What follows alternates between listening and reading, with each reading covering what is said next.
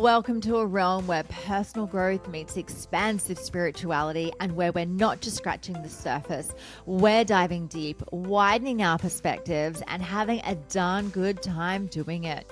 This is the Enlightened Podcast, and I am your host, Jen Hamilton.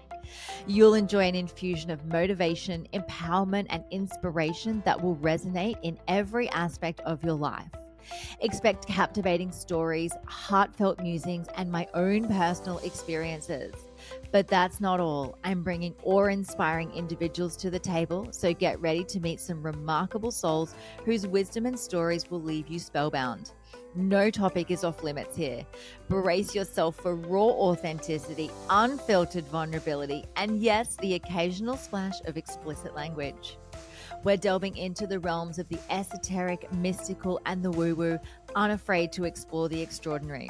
So if you are ready to venture beyond the surface, to explore the depths of your soul, and to awaken the magic of life, if your heart says yes, then hit that play button and let the Enlightened Podcast guide you on this remarkable expedition.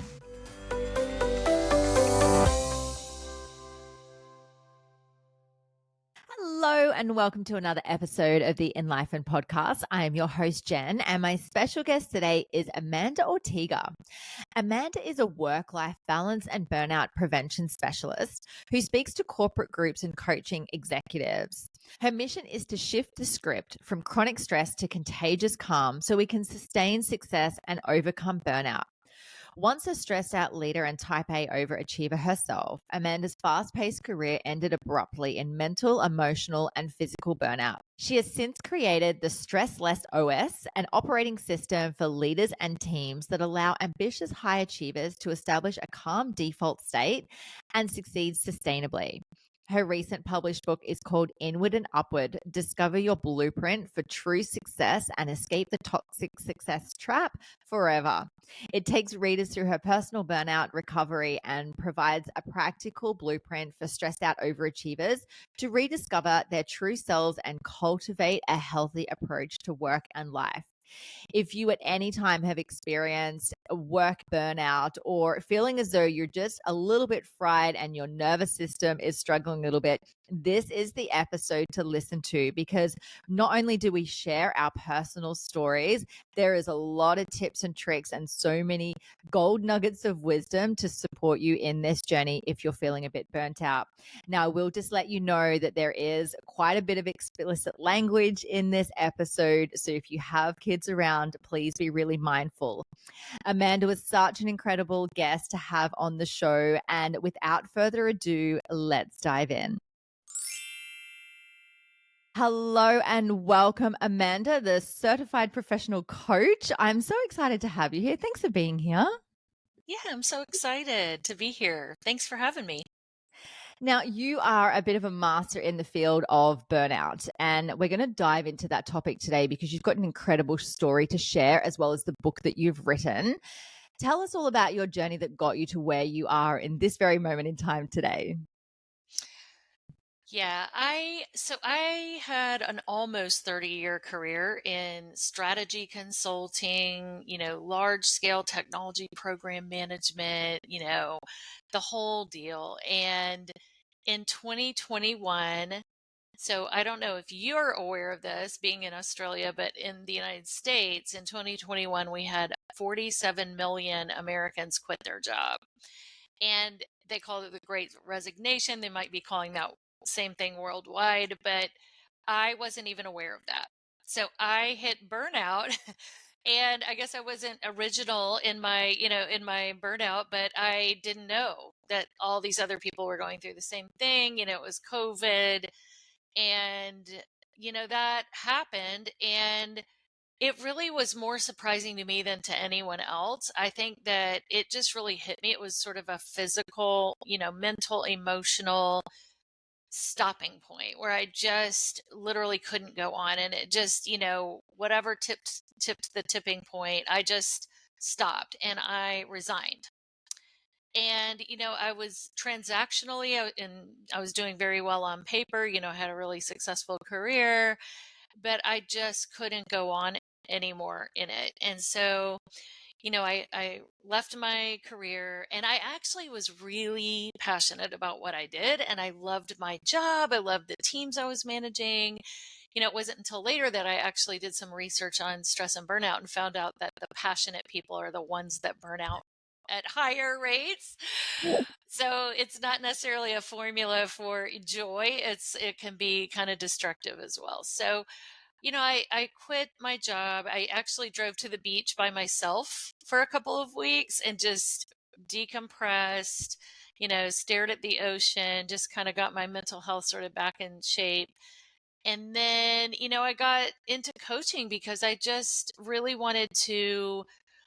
I researched stress and burnout for, the last 2.5 years. That's what I've really been focused on. And I just really love going back into corporate now and really helping people with some of the skills that I didn't have before I burned out.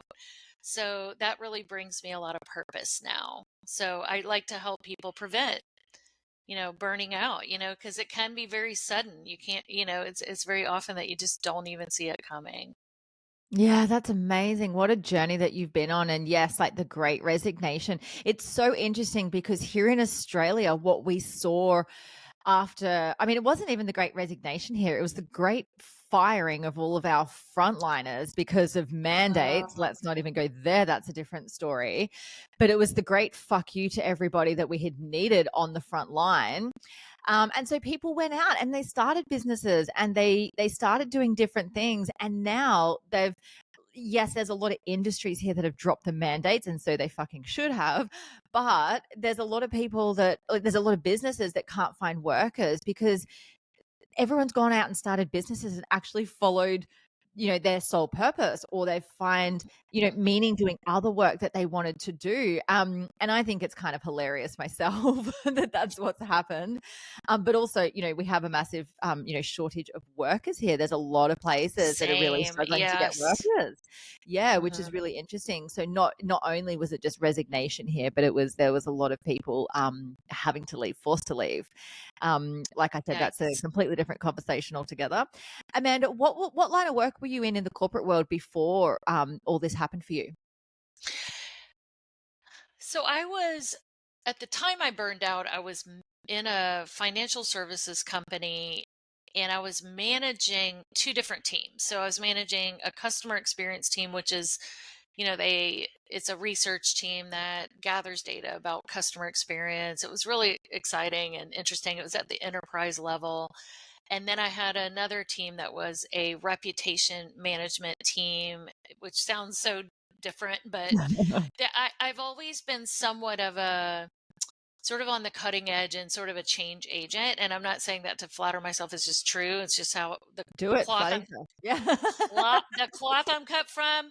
Um, glutton for the hard questions, the hard problems, and there a lot of times in jobs like they'll be like, "Here's this new thing. We don't understand it. Let's give it to Amanda. She'll figure it out." And actually, there is a lot of pressure with being a change agent. That's another thing I really didn't understand was change agents might be necessary, but they're not always welcome. And so, and we can go into the whole psychology of, careers and how we get sort of wired for performance and acceptance. Like, we care what other people think. We're sort of wired that way because performance reviews, feedback, promotions and all of that stuff sort of wire us that way. So not being well liked because you're a change agent is sort of, it's sort of stressful. Not that I wasn't well liked personally, but just when you change things, you shake things up and some people like to do things the way they've always done them. Or they just like to leave at 5 o'clock. They just don't want a lot of extra work, and change always requires that. So in short, I was a strategist and I worked in digital channel mostly. So anything new that came up, like, back when social was new, I got social, like when mobile was new, I got mobile, data analytics. So anything that was sort of new or strategic or innovative, I usually was managing or starting up teams to focus on them or starting up large scale programs. So that Yeah, was very really cool. Yeah, Yeah. it's a little stressful, to be Little honest. bit, little bit, yeah. So tell us, what were some of the signs that you knew that were indicating that you were burning out? Like, was it a slow release for you? Was it sort of like a chronic process, or was it just like bang, acute, like drop to the floor and I'm done kind of thing? Tell us about that journey. Yeah, it's a good question. So I think awareness is such a tricky thing. So burnout mode is very acceptable in our culture in the United States. It might be as well there. And balance is, there's a lot of lip service to balance. And we talk about like self-care, like we go get massages or we take expensive vacations or we go have wine with friends or something. And we call that self-care.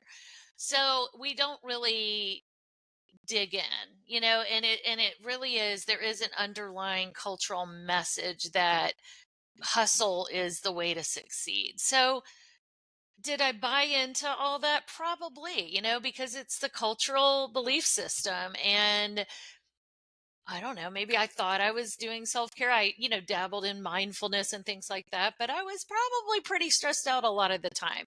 So I would say that burnout is physical, and it really comes from prolonged stress. I mean, it's not a very it's not as mysterious as it might seem. It's really just a physical process where cortisol is pumping through your veins too long and you just shut down.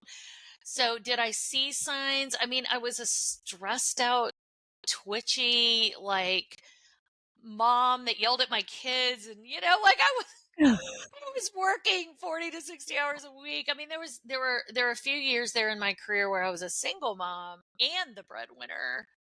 I mean, or, I didn't have a lot of child support. I didn't have a lot of support. So I was traveling as an executive for clients and had a nanny at home. People thought the nanny was the mom. There was a Yeah. period there.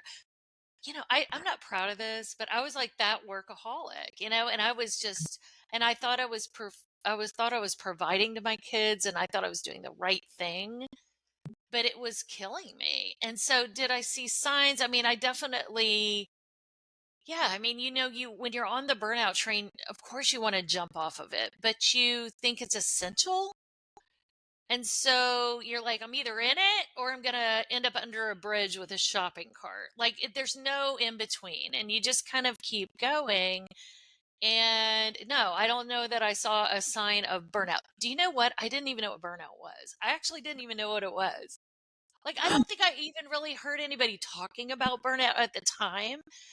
And I write about this in my book, but there was a phone call and it was the trigger. So you know how you just kind of fill the bucket, and then there's the one thing that happens One and drop. everything Yep. just It completely just falls explodes. apart. Yep. And you're just like, why am I wiping snot and, tears off of my face at 7 a.m. in the morning on a random Wednesday or whatever? But what happened was a coworker of mine called me really early because it was before all the meetings. And she, we'd been working on something really stressful, and she just literally, I don't even think she said hello, but she just started yelling. And it was just like this yelling, 10-minute long, like, I don't even think she took a breath. And I was just like literally pouring my first cup of coffee for the day. It was 7 a.m. I mean, I'm at home, I'm in my sweatpants. I'm like, oh my God. And I just muted myself. I didn't mute her. I let her, just keep going.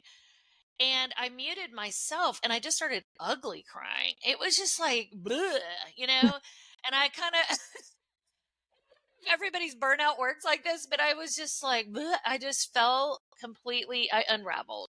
Mm. And sort of after about 10 minutes of this, I unmuted myself and I said, I can't do this anymore. That was all I could think of to say. And it was more like a light switch. It was just like, I'm done. I mean, there really weren't Mm. a lot of words for it. It wasn't a complicated emotion. It was really just physically done. Done, Yeah. done, done. And Yeah. then it just became, how do I leave well? It was never a question of should I leave or not. I was leaving, but because, like I said, I was so passionate and I cared so much, and these projects were super interesting.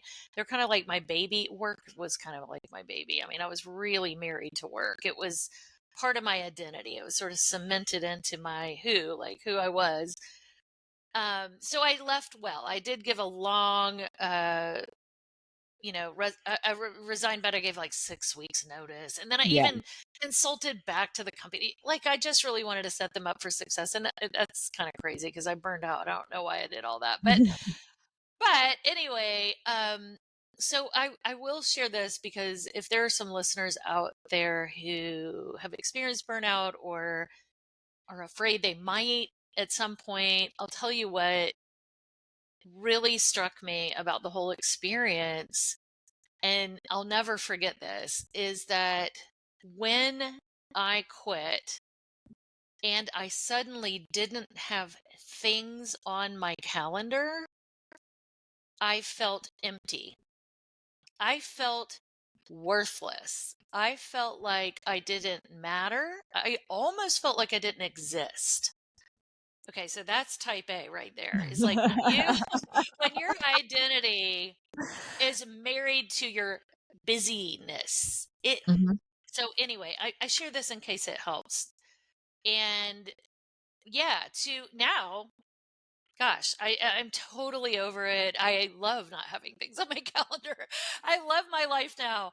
But at the time, it really rocked my world. So not something I took lightly. And, I kind of resented the fact that there was this great resignation and, it was so trendy. And I was like, I'm not being trendy. I'm not being flippant. I'm not just quitting. I think I'll quit my job and just go follow my passions, which I encourage people to do. But that isn't how it worked for me. It was a true physical burnout. And I hope that answers your question. It does. It does beautifully. Thank you. I have a very sort of similar story when I had just the almighty breakdown. Like I pushed and pushed and pushed to the point where it was like, I am fucking done. And it's so interesting because since then, like that's when I was starting to step into the personal development space as well. I'd been studying hypnotherapy and psychotherapy. It was actually when I was studying NLP, so neuro linguistic programming, like doing the master practitioner training for that. And then I had like mirrors held up for me. Like I had to do the work on myself, and it pushed me to my edge. And like, then came the almighty breakdown. But since then, it's so interesting because I still notice old patterns that can sometimes, surface and repeat.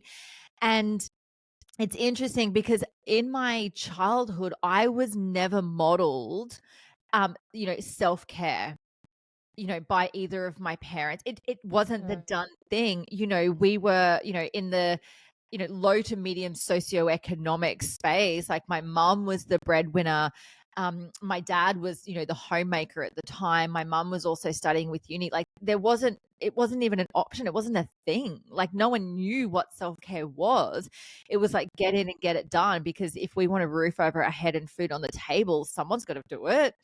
So it was never modeled to us to be like, hey, it's okay to take some time out, and it's okay to rest, and it's okay to work on yourself. Like even, if we were sick at school, it was like, well, no, you stick it out. I remember when I first started getting my period, and I was, the way I was taught to push through, don't take painkillers because God gave you a period, and so help you God, you will push through it, Wow. So like this, I guess now we have an understanding it's a toxic mindset. At the time, it was just the done thing. We were just taught to Yeah. push. And I think now we're seeing, like, as we're, deciding to connect more with our femininity, to connect more with our cyclical nature, we're starting to understand why we need to and what effect it has on us. And until we actually start to notice it, we can't change it because we don't see it as an issue. And it's so fucking sad that we have to get to the point of pressing the button that says, I'm out of everything completely because I'm just so exhausted. I can't function anymore. And this is where We're seeing so much of society. Like we have been, like, especially for the last 3 years, we've been living in, this fight or flight response. Everyone is Mhm. scrambling for safety. I mean, like we were talking about the Great Resignation or the great Mhm. loss of jobs. The housing crisis that we have experienced here in Australia, like interest rates going up and up and up, rental prices being increased, like it's pushing people out of their homes. A lot of homelessness has been happening here. There's a lot of stress in the world. And it's constant. And then there was like wars happening overseas, and like everyone's nervous systems are just fucking fried anyway. So it doesn't Mhm. surprise me that we're seeing mass burnout on a global scale. Like it's not just in America where you are, it's in Australia here. It's literally everywhere around the world. And this is why we need to be having these conversations, because if we can inspire just one person through this conversation to be like, hang on a second, I'm feeling a little bit like what these women are talking about. Maybe I need to take a look at things.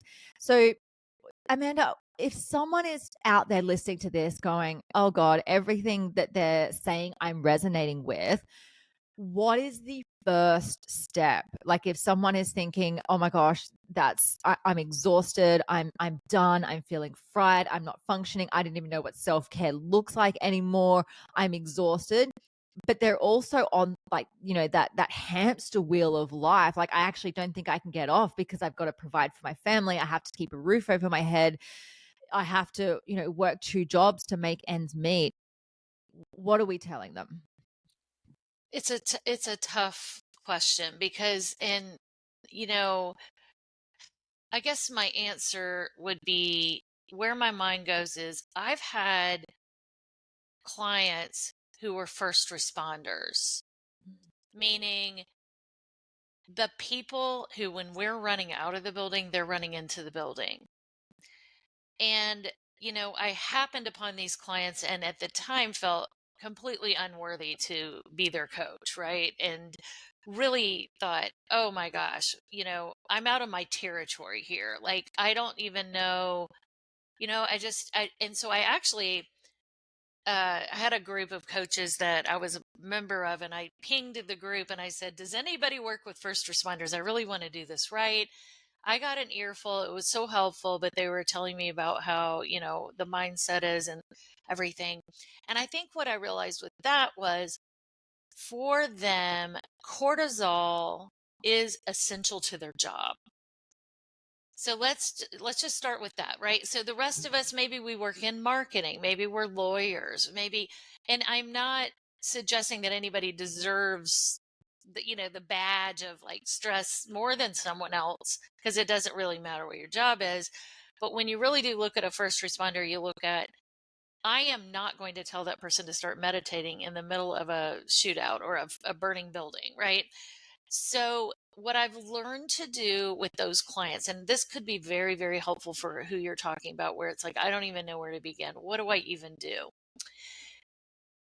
The trick is to look at stress as useful.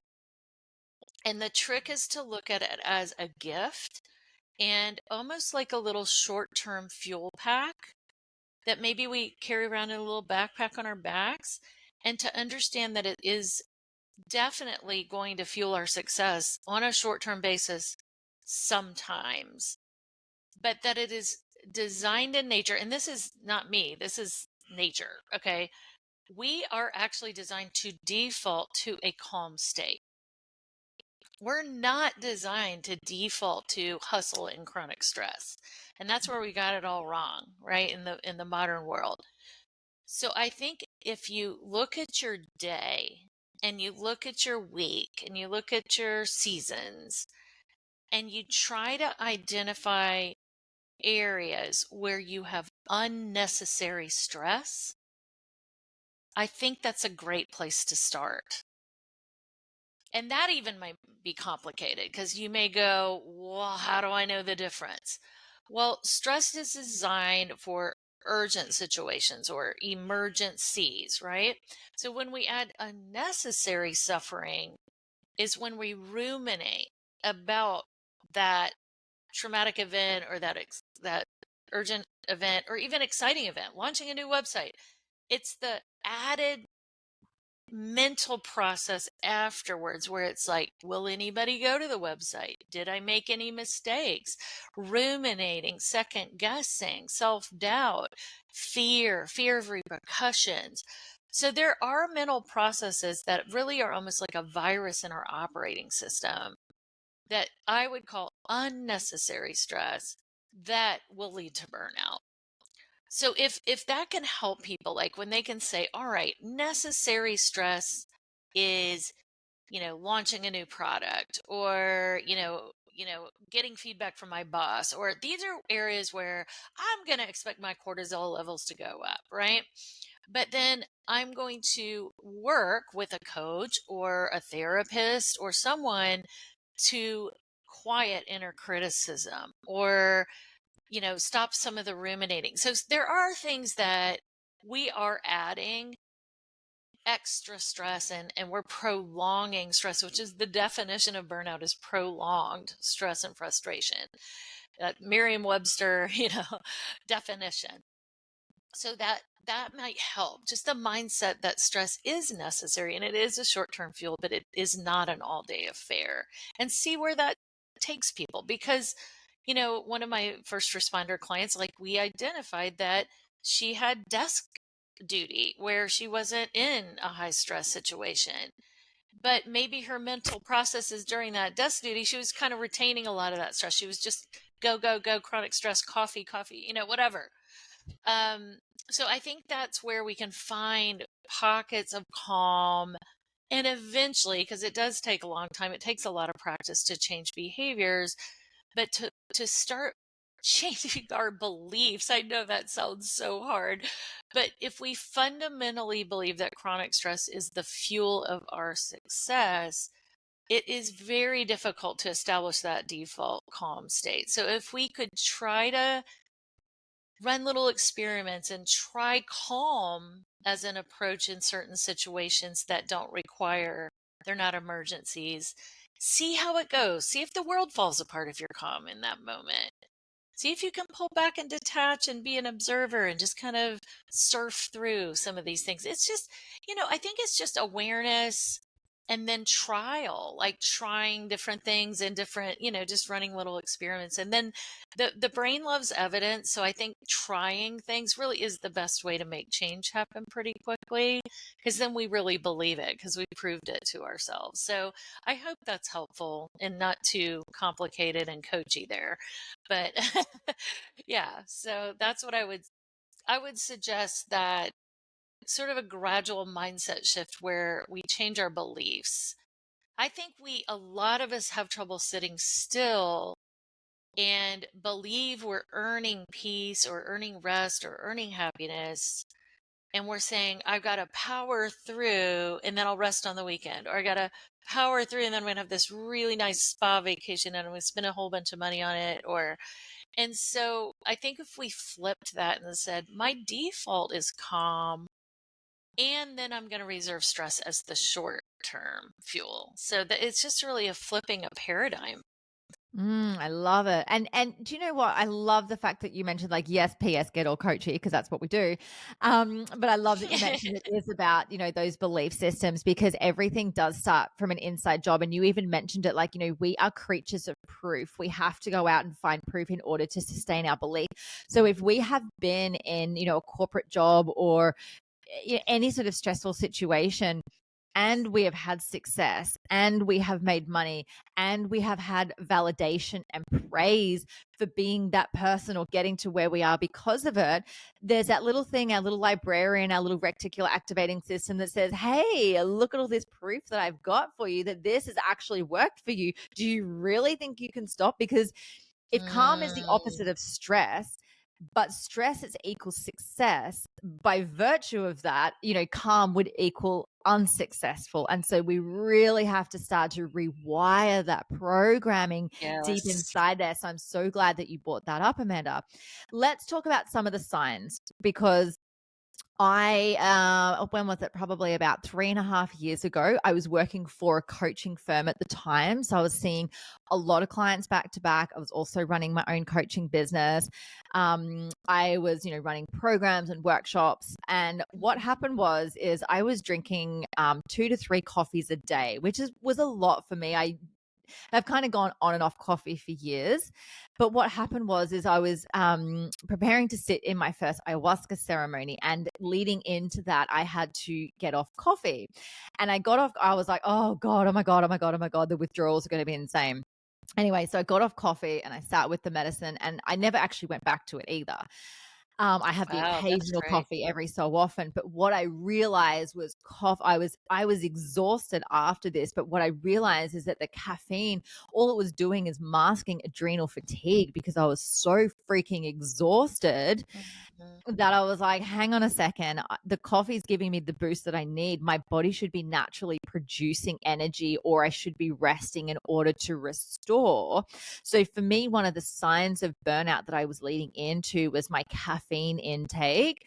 I also Mhm. noticed, just even the dynamic with my partner as well. Like I wasn't in a space where I was working with my desires or, really sort of dancing in the space of pleasure. And that was in life as well. Like I really wasn't showing up and having fun and just being in my feminine because I was so masculine driven to succeed and be Mhm. be the best possible coach and see as many clients as I could because I wore that as a badge of honor. Mhm. So, and then I would notice as well that I wasn't eating very well either because I was always on the go, or I would be having coffee as a meal, skipping breakfast, skipping lunch because a coffee was the quickest thing to get in. So I really Mhm. wasn't putting in the nourishing food, which meant that I wasn't supporting my body. I wasn't digesting properly. I wasn't getting, the nourishment and the nutrients that I needed. So all of these things have a knock-on effect. I've been through times in my life where I've taken up smoking cigarettes again because it's like I'm just so exhausted, I'm burnt out. Mhm. What's my default setting from, when I was in my late teens and my 20s? Oh, that's Mhm. right. We just pick up cigarettes. Or alcohol was another one.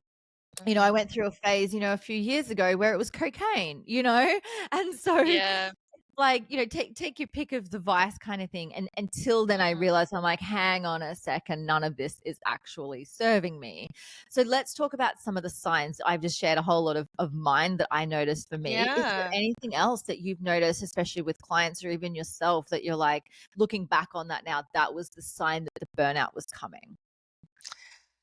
Oh, I mean, my life was fueled by coffee, wine, and expensive vacations. And it was like I used to joke about it as changing the IV. It was Yes. like changing from coffee to alcohol. It's time to change from Yes. okay, it's that It was time of day. Gotta worth it. step.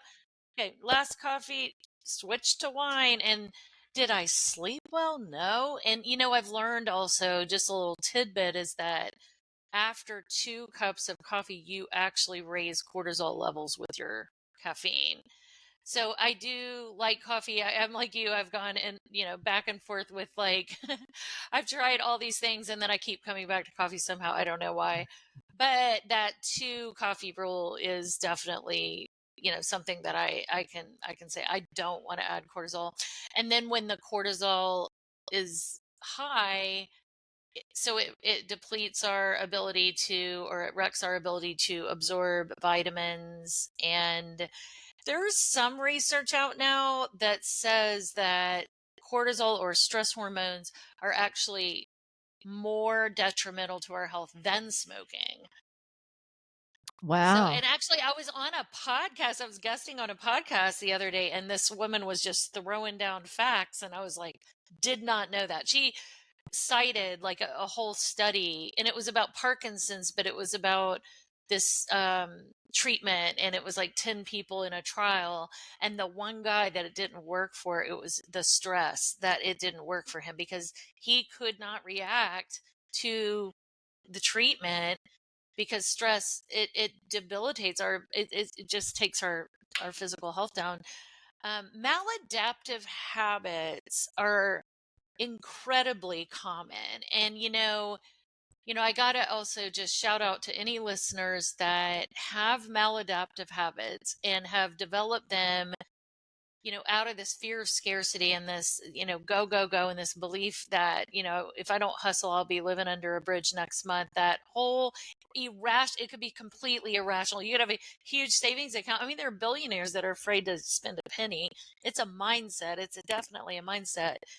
But maladaptive habits is just absolutely something that we should not be ashamed of. Just don't waste a second on it, because it is so predictable that we would go to these maladaptive habits because we're trying to pursue something that is completely unnatural and unsustainable for our bodies. There Mm. really isn't a way to keep going at that pace. And, somewhere deep in our minds, we all believe rest is weakness. It's like the water in our fishbowl. We're swimming around it. We're not aware of it.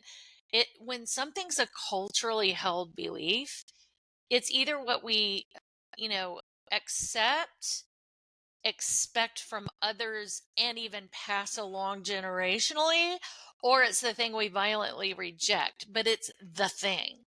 And Mm. so it's present for all of us. Do you know what I'm saying? So this cultural belief in hustle, continual, I was just doing a PowerPoint presentation for a presentation that I'm doing, and I gathered a bunch of quotes to just emphasize, like, here's all the hustle messaging that we're getting in our culture.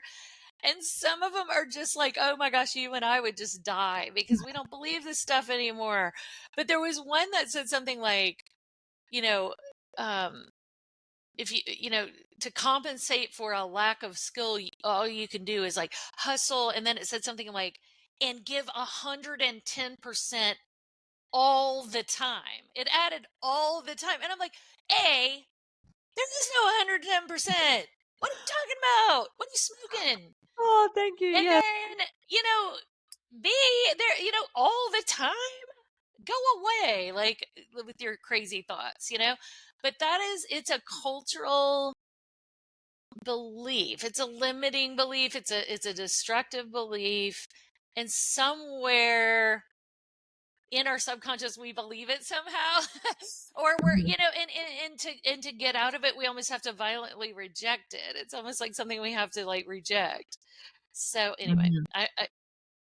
I just hope that anyone that has developed, poor sleep habits, drinking habits, drug use, or any kind of substance misuse, totally understandable. This stuff is unsustainable.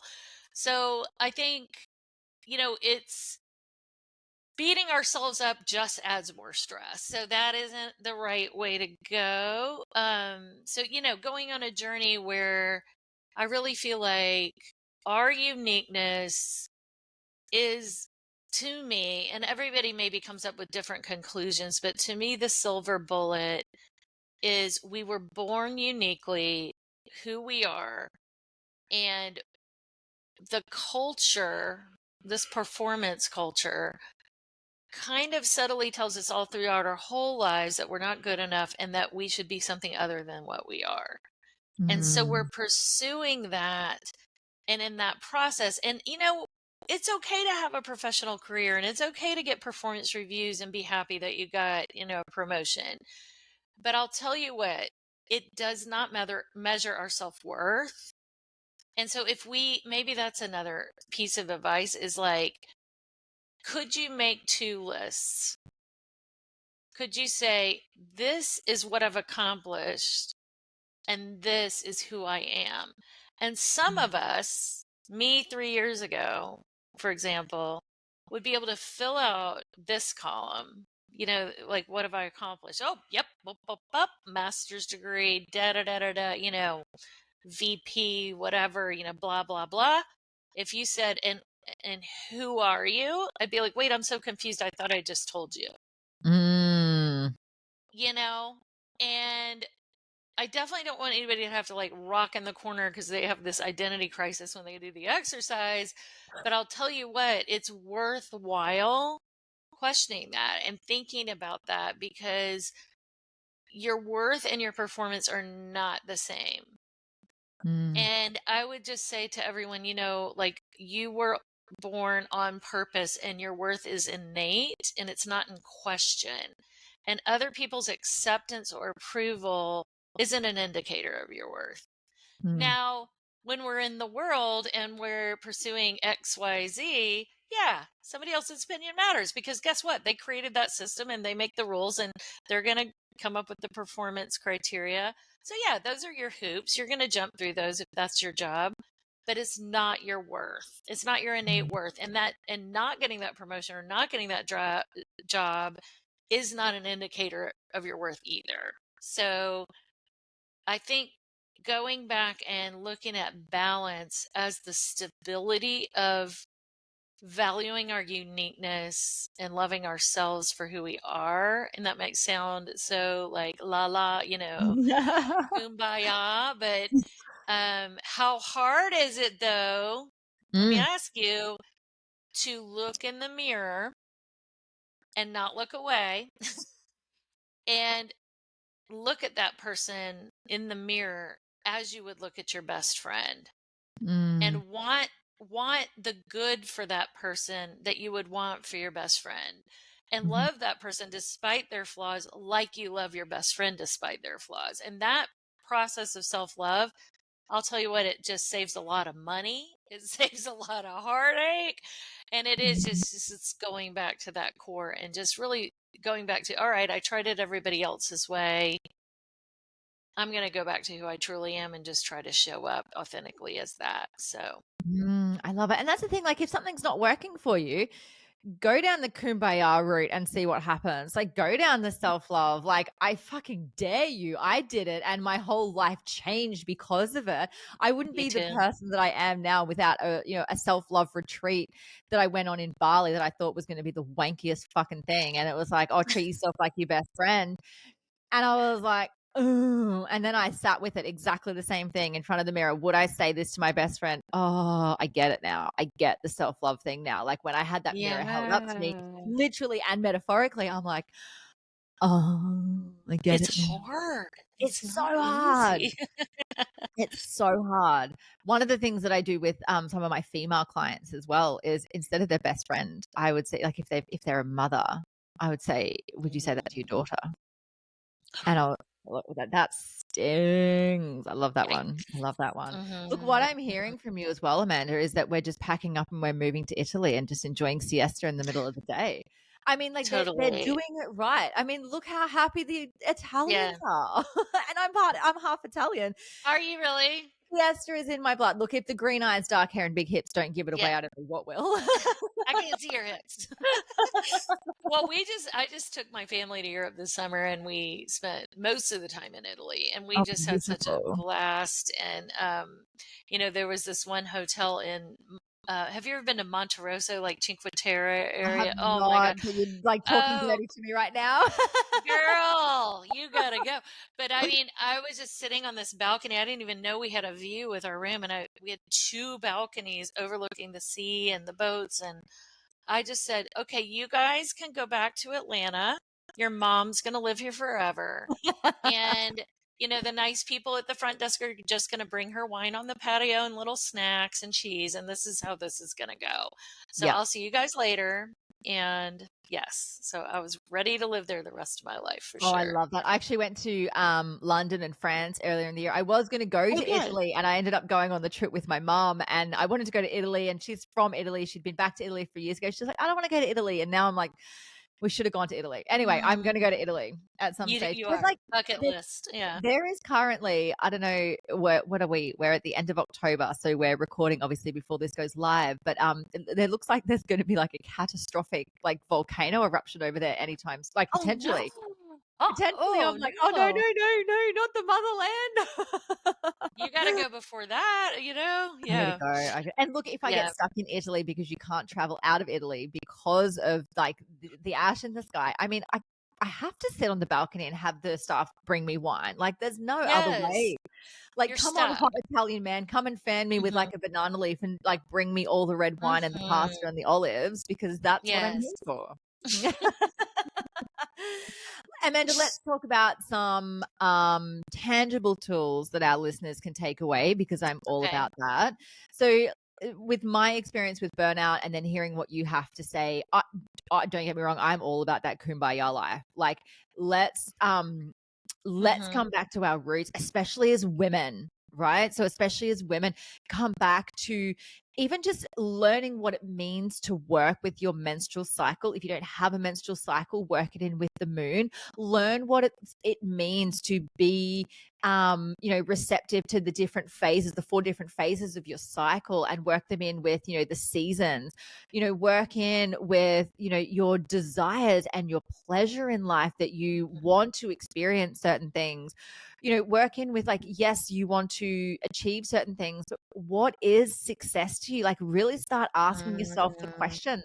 One of my favorite questions to ask, not only myself, but to ask my friends and to ask, my clients, if you're on your deathbed at 108 years old, reflecting back over your life, and if you're on the trajectory that you're on now and you don't change, how is that little old person on the deathbed going to feel? Are you going to get there and be like, oh, I fucked that up, didn't I? Or I just, I Mhm. worked so hard that I didn't stop to smell the roses, or I didn't take the holidays, or I didn't love myself or care for myself, and I wasn't there for my children. Like, what is it that you are Oh, it's potentially so going to it's such a regret? crisis. Yeah. Yeah, and I mean, this is a side note, but like you're just bringing this up for me. But right after I quit, I would say within 6 months, 6 to 8 months, I literally lost two really significant colleagues to stress-related deaths, Shit. and it was a sign from the heavens. It was like, okay, and one of them was the boss that hired me in my job. Even though I'd been reorged 3 times since he had hired me, we were very close and we would text each other. We're both obsessed with real estate and we'd send each other like cabins in the woods and different crazy stuff. But he always had this thing like what you're talking about, where he was like miserable, but he was like, I'm going to power through. I've got this plan. I got this spreadsheet. There's people that have the app on their phone for retirement and they've got it down to the minute, second, whatever. And it's like, Oh. I've got a plan and I'm going to retire early. And he died. And it was heart related, stress related. And the reason I share that is really what you're talking about, because I'm sure, I mean, he was the guy that brought salad for lunch and ran and hiked. And it wasn't that. It was misery in his soul from, just trying to power through. And, I think, yes, I mean, I hope on my deathbed I'm remembering Italy and I'm remembering my children and their, Yeah. silly jokes, and my dog. I'm kind of obsessed with my dogs. I'll probably think of them. Um, I wish they were here right now so you could see them, but it's the moments of joy that make life glorious. And I'm still a work in progress on this. My parents were both lawyers, so workaholism is, something that's going to be hard for me to completely get rid of. What I would say, tactical practical tips: counterintuitive things that I've learned. One is, when you're stressed and you're trying to power through, somebody was telling me the other day, I don't even let myself take a pee break. But like that powering through thing, stop the next time and go outside and take a walk, or do something counterintuitive, because a couple things are happening there. One is, when our survival mode is, or our survival instinct is sort of kicked in, we perceive limited time and resources, even if there are not limited time and resources. So Mm. just questioning that this could just be something mental that's chemically happening in my body, and that powering through may not even help me in any way. The other thing that's happening, well, there's 3 things I'm going to say. The other thing that's happening is, I've learned that when we're looking at a screen for a long time, research shows that it actually tells our brain that we're threatened. It's Mm. actually triggers our fight or flight in our Oh, I didn't know bodies. that. I have no idea. I know, I'm See, like, I'm getting off good. that phone. No more Yeah. scrolling. But because you think about it, your brain's kind of smart and kind of dumb at the same time. Like your eyes tell your brain things, right? There's signals. Mm. So using actually your peripheral vision actually signals to your brain that you're not under threat because you're just like looking around. So if you go outside and just look at the sky and the trees, you've just reduced your cortisol in your body. Like that's a practical tip. And third thing, I promised you three things. The third thing that I've learned is, and I call it walking is working, is that you're actually, when you get away and you take a break from the grind, your subconscious actually has an opportunity to process a lot of that information that we're bringing in at lightning speed, and our ambitions are at lightning speed. I mean, we want such great things for ourselves, but we need those creative ideas, and we need things to meld a little bit, and we need to settle Mm. into our messaging or our business plan, and those things are visionary. They're not survival oriented. Mm. Oh, it's so So, true. right, and so going on an hour walk twice a day, your business is going to be more successful Yes. because you're allowing that subconscious mind, or do the dishes, or whatever, but do something else, because then your subconscious mind gets to get out of the frontal lobe and just process a lot of stuff that you can't even verbalize because you don't really know. You know what I'm saying? Like you can't, if Yeah. you're thinking too hard, you can't really even think properly. So those are some things. Like I just really also believe, okay, I'm going to add a fourth thing. I believe that perfectionism and being hard on ourselves and inner criticism and those things can also be cured by looking at nature, because you were mentioning nature being cyclical. Rest is built into nature, right? It's Mhm. in the Bible, or whatever your faith is. You look for rest everywhere and you're going to find it. It's actually more of an underlying message than all this hustle crap that's of the Mhm. world, right? You're going to find rest in the more eternal things like nature and, spirituality. But another thing that's built into the beauty and the just amazing beauty of nature is imperfection. Mhm. It's actually built in. So when you're out walking your dogs or whatever, just look up at the trees and think about that and go, I'm looking at beauty right now, and imperfection's a part of the pattern. Mm. And then it's just like we got to release ourselves from all this crazy perfectionism. Yeah. Yeah, it's so true. One of the things I love about, like you mentioned, getting out and going for a walk, whether it's in nature, whether it's hiking, whether it's at the beach, like it doesn't really matter. Like I find that's when Mm-mm. I'm also my most creative. The stress is low, which means the downloads can come in, the intuition is heightened, but not only that, like we're releasing endorphins, we are feeling fucking good doing it, and that's Mhm, the state mhm, that mhm. we're meant to be in. Like we've said, we're not designed to be in that sympathetic nervous system response all the time. It Mm. works for us. It is there for a reason. We don't want to turn it off. It's so supportive to our survival, and it's not the state that we're supposed to be living in either. And I Not love at what you just all. mentioned about nature, because one of the things I tell my clients all the time is that in autumn, or as you guys call it, the fall, I have not ever seen anyone outside my window running and trying to sticky tape the leaves back onto the tree, saying, no, no, no, no, no, no, don't fall off, get back on there, stay on there. You have to keep blooming. We don't do it to trees. Why the fuck do we do it to ourselves? You're right.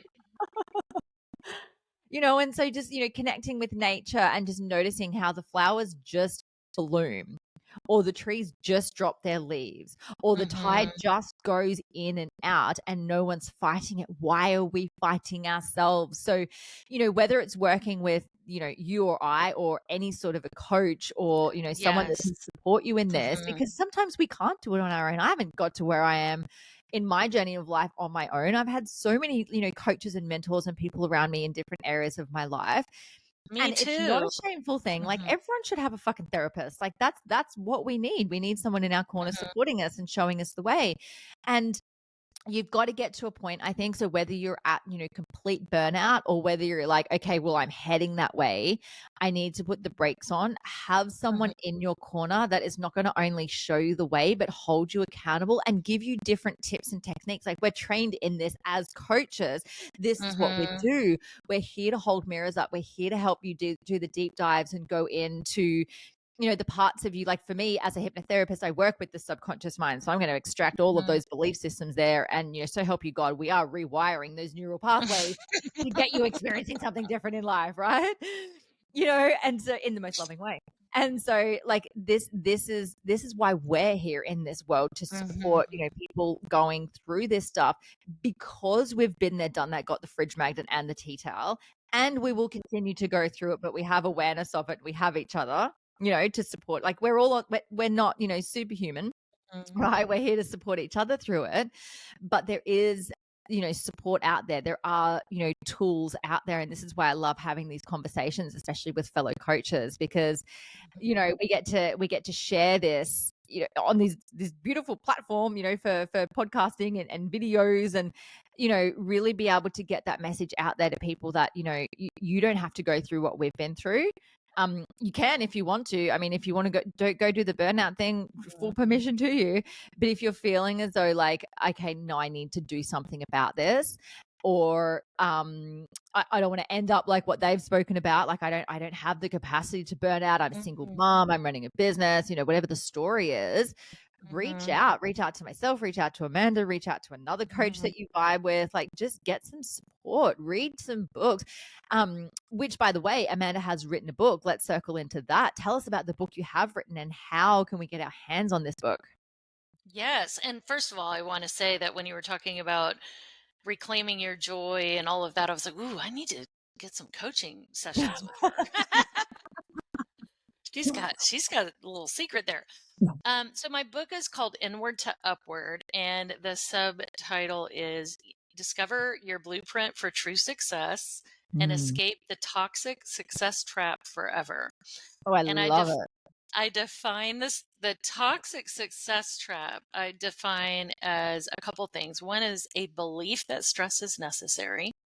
And Hmm. I don't just mean short term acute stress, I mean chronic stress, believing that it's the fuel behind our success and we have to just buck up and power through. So the belief system.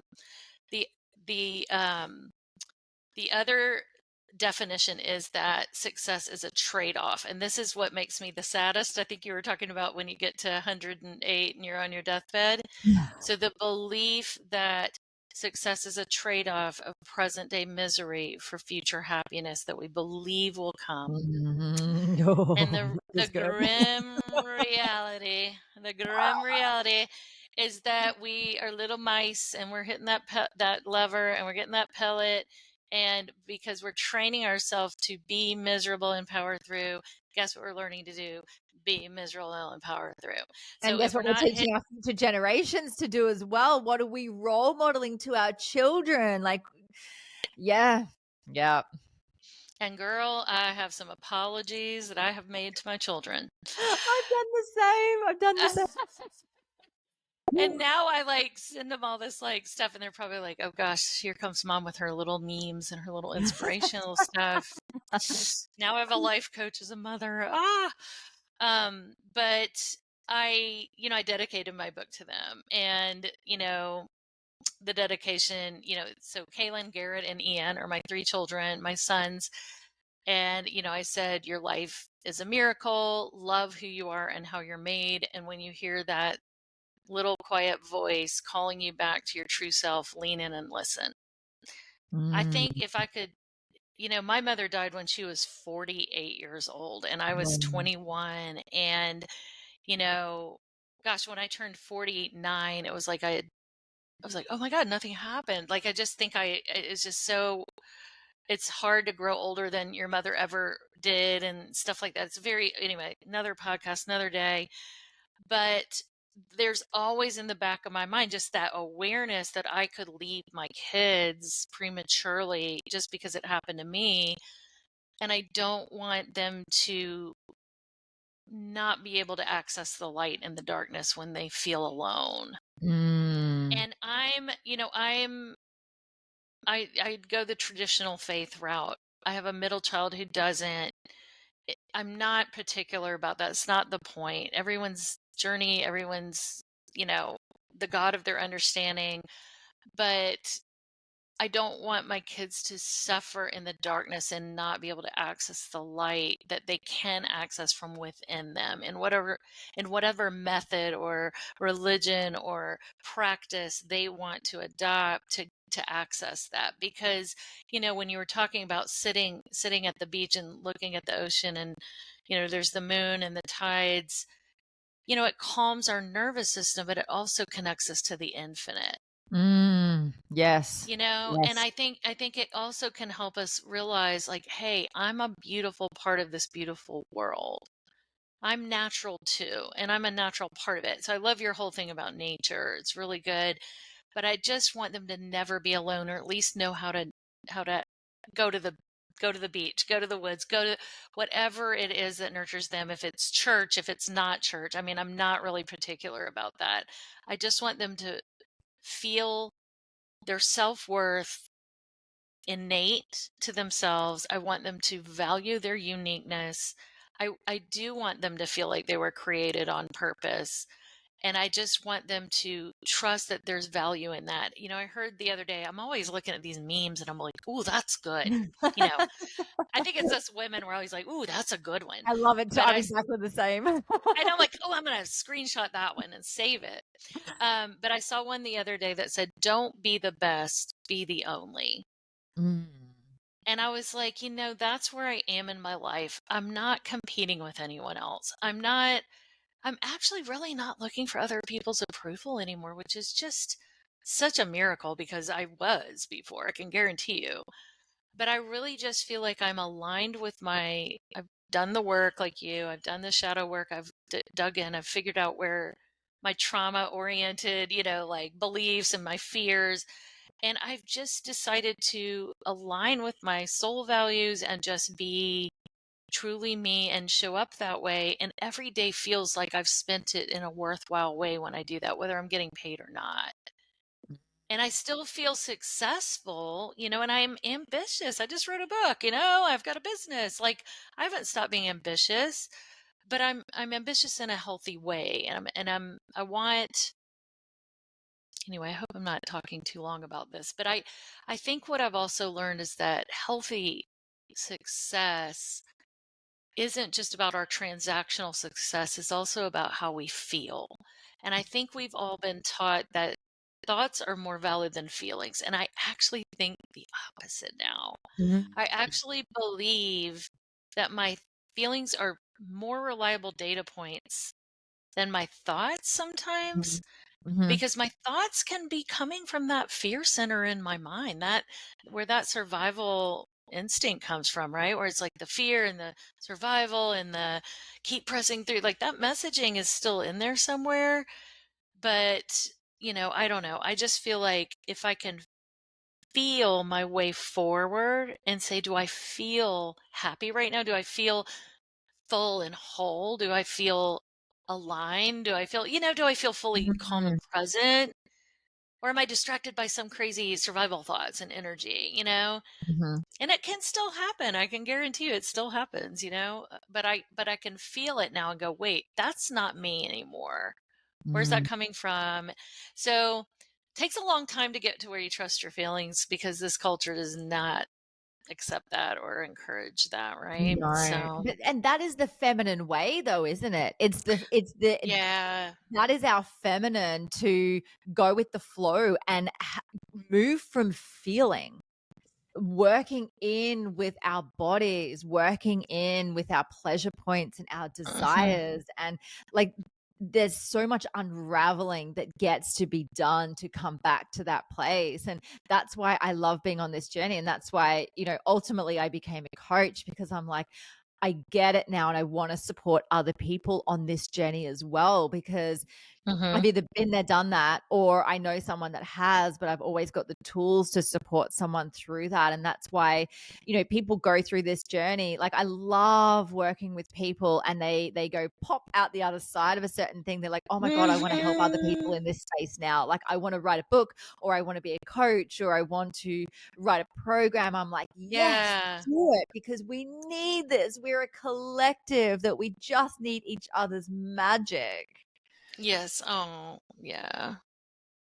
Yeah. And like you were talking about coaching being like a mirror, and I always think about how, butterflies are so beautiful, but they can't see their own wings. Yeah. And I really think about coaches can help you see your wings. Oh, I've got the goosebumps. Yes. And Yeah. we can help each other, just a supportive community of, women Yeah. and just enlightened people that, want to be conscious, want to have some of these conversations, aren't trying to operate out of just like, lack of awareness and powering through. Like Mm. these conversations, they help us see. Yeah. Yeah. That's so true. Amanda, how can we get our hands on your book?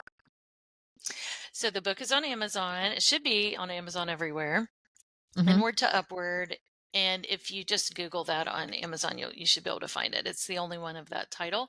And it's got a pink color scheme to it with big, bold, black letters. And then it has the golden handcuffs on it that are open. So it's like about freedom from the toxic success trap. So, Amazing. With a slight bit yeah. of BDSM in there with the handcuffs. Yes. There you go. Amanda, I have one more question for you before we wrap that up. And to you, what is the meaning of life? Oh, my goodness. The meaning of life is. The meaning of life is to embrace your uniqueness and Mm. and be no one but you, because there were a billion people, billions of people born before you, and will be billions after you. And this little space right here has a design that's, there's no two alike. It's only yours. Your life is only yours. Your DNA makeup is, there's no repeats. And discovering that treasure of what you were born to be and going back and embracing that and being that, I think it's the journey. It's the secret. I love it so much. Thank you so much for being on the In Life and podcast. We will link to your website, Instagram links, how to get your book and everything through the show notes. Amanda, thank you so much for being such an incredible guest. Thank you so much for having me. I appreciated it. Thank you so much for joining me for this episode. I hope you love the Enlighten podcast, and the biggest compliment you can give me is subscribing to this podcast, sharing it, and leaving a rating and review. Feel free to follow me on Instagram. My handle is @JenHamiltonOfficial, and the podcast handle is enlightened_podcast. You can also find the video version on YouTube on my channel. Just search Enlightened, and don't forget to hit subscribe. Have a beautiful day and enjoy living the enlightened journey of life.